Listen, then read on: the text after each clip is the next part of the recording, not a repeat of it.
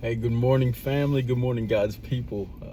Thank you once again for joining me today and following along, supporting this vision, this testimony, this mission that the Lord has put me on to tell my testimony in a 100-part series, and this is part 62 of a radical false grace.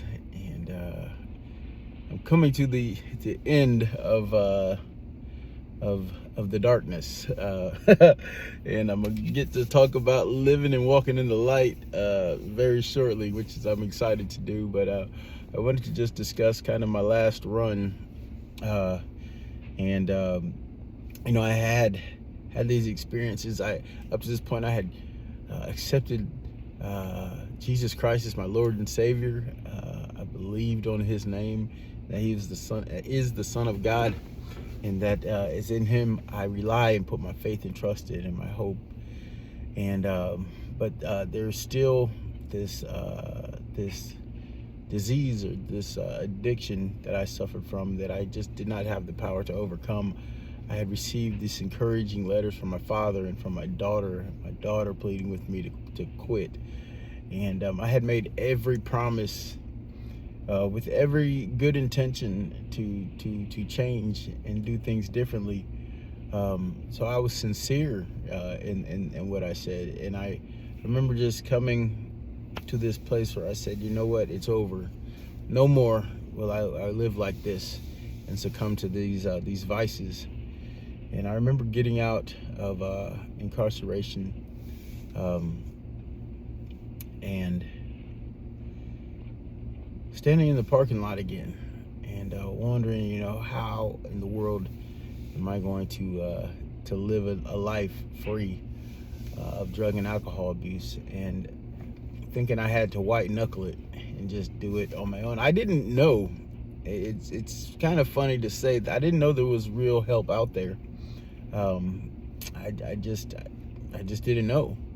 And so I had lived this life of living in hotel rooms and crashing on couches and whatever. And so I went back to that. And it wasn't 3 days later after I got out of jail that I was right back to the same thing. Right back to the hysteria and the fear and just the insanity.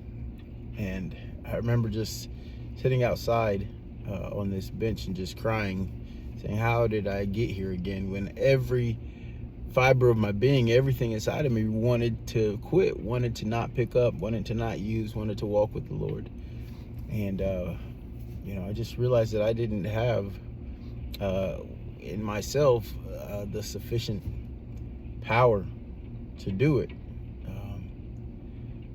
And so I went into this Walgreens, and I remember I was just going to steal some milk and some cereal and some water because I wanted something to eat. I was famished, I was out of money, I had nowhere to go. And it's like God sent me an angel, because just as I was about to run out of the store and steal these things, I just stopped in the moment, and I said, I just don't want to do this anymore. I don't want to steal anymore. I don't want to lie anymore. I don't want to cheat anymore. I'm just done. And then there was a man that walked up to me in that moment, and he said, hey, young brother, do you know what time it is? And it was like he was talking and speaking into my soul. I know the question that he asked was about the time, but to me it meant something completely different. When he asked me, do you know what time it is? It was like God was saying, do you know what time it is? You know it's time for a change. You know it's time to choose a different path and go a different route. And I just began to sob there in the store, because I realized that it was almost over. When he asked me, do you know what time it is? Like, I heard that more deeply than just asking for the hour of day. And I just began to sob, and he reached out to me and he said, let me buy that for you. And he bought me a half gallon of milk and some cereal, and I was able to eat for the day.